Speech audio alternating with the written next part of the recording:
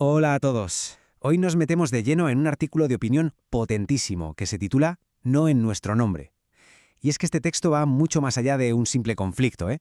Se mete a analizar cómo el lenguaje, cómo el poder intentan darle forma a lo que vemos, a nuestra propia realidad. Venga, vamos a ello. Es que el autor, fíjate, no da ni un respiro. ¡Pum! Nos lanza de cabeza al conflicto con esta primera frase. Se nota esa conmoción, ¿no? Esa cosa tan brusca de una guerra que simplemente aparece, de la noche a la mañana. Es de esos comienzos que, de verdad, te atrapan desde el segundo uno. Y a partir de ahí, todo se acelera. Empieza el 1 de marzo de 2026. Pero lo que de verdad impresiona es la velocidad a la que se lía todo. O sea, en cuestión de días, toda la región está ardiendo. Y claro, las consecuencias son inmediatas. Un caos para miles y miles de personas y la economía mundial, pues eso, conteniendo el aliento. Pero ojo, porque antes de meternos con las bombas, el autor nos dice, un momento, vamos a fijarnos en las palabras, o para ser más exactos, en la falta de una palabra en concreto. Y aquí arranca su primer gran tema, esa batalla por el lenguaje. El artículo pone el foco justo ahí, en cómo se usa el lenguaje desde el poder. Denuncia cómo los líderes políticos pues evitaban a propósito usar la palabra guerra. El autor de hecho lo llama desvergüenza lingüística. O sea, es un intento de endulzar la realidad, de que parezca otra cosa, ¿no? Más fácil de tragar. Y todo por no llamar a las cosas por su nombre. Y aquí es donde chocan los dos relatos. Por un lado, la justificación del ataque. Ojo, que Irán está a punto de tener un arma nuclear. Y por el otro, la defensa de Irán, claro. El autor del texto, se nota que no se lo cree mucho. Dice que la justificación oficial es como un castillo de naipes, una excusa construida sobre arena. Vamos, que la soltaron esperando que nadie dijera ni pío. Y es justo en este punto donde el artículo da un giro radical. Deja de lado la política, las palabras y nos pone de frente con la consecuencia más dura y más real de cualquier guerra, el coste en vidas humanas. Más de 1000. Es que la cifra es tremenda. El artículo la usa para que el debate pise tierra, para que se enfrente a una realidad que no se puede negar. Porque esto no es una estadística en un papel, ¿eh? Son más de 1000 vidas civiles. Y de repente, toda esa geopolítica de la que se hablaba se convierte en una tragedia, una con nombres y apellidos. Y a veces el horror cabe en solo 3 palabras. Con una imagen así, el autor quiere demostrar que todo ese lenguaje tan frío de los partes de guerra, eso de daños colaterales, estadísticas, todo eso se viene abajo. Es que, delante de una escuela primaria hecha a escombros, esas palabras tan bonitas no significan absolutamente nada. Porque el coste humano, y esto el artículo lo deja clarísimo, no entiende de bandos ni de fronteras. También se habla de 6 militares estadounidenses que murieron. 6 familias rotas. La idea de fondo es muy clara. En una guerra, la pérdida es para todos. Y al final, quienes pagan los platos rotos son las personas, no las banderas.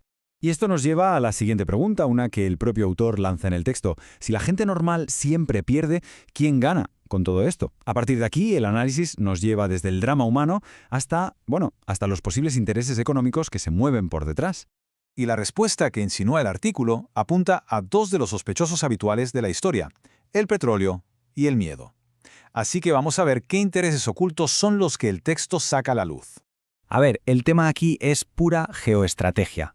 Resulta que Irán controla el estrecho de Hormuz, que es como un cuello de botella por donde tiene que pasar sí o sí una parte importantísima del petróleo que va a las grandes potencias de Asia. El artículo lo dice sin rodeos. Quien controla ese paso tiene la sartén por el mango en el mercado energético mundial. Y claro, ¿qué pasó en los mercados? Pues según el texto, la reacción fue inmediata. El precio del petróleo subió más de un 20%. La conclusión que saca el autor es bastante directa. Mientras la gente de la calle paga la energía más cara, hay otros que están sacando tajada de todo este lío. Este gráfico lo deja muy claro, ¿eh? Pone en números esa fragilidad de la que habla el artículo. Países como Indonesia o Australia, fíjate, apenas tienen combustible para unas pocas semanas.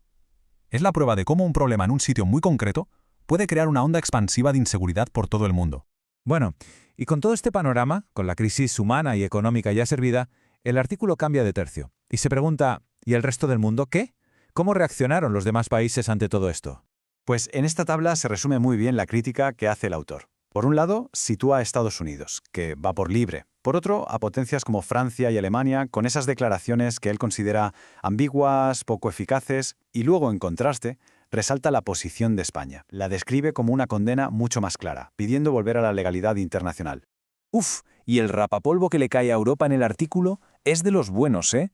La respuesta europea la tacha de lenta, de tibia, de moralmente ambigua, critica muchísimo lo que él ve como un silencio muy calculado. Y lo más irónico, dice, es que viene de un continente que nació precisamente de las cenizas de la guerra. Así que, sumando todo esto, la crítica al lenguaje, a los intereses económicos, a esa tibieza política, llegamos al meollo del artículo, a su argumento final, el puramente moral. Al final, lo que pide el autor se puede resumir en una palabra: claridad. Claridad para llamar a las cosas por su nombre, y claridad moral para saber qué está bien y qué está mal. Es, vamos, un basta ya a los rodeos y a las medias tintas cuando lo que está en juego son vidas. Y el artículo cierra defendiendo la postura pacifista. Viene a decir que oponerse a la guerra no es ser un ingenuo, todo lo contrario. Argumenta que es la única posición coherente que se puede tener cuando lo que se está decidiendo es sobre la vida de la gente. Y el texto nos deja con esa pregunta, ahí, flotando en el aire. Una pregunta que va mucho más allá de este conflicto en particular y que nos toca a todos como sociedad. Cuando el poder decide ir a la guerra, ¿cuál es nuestro deber?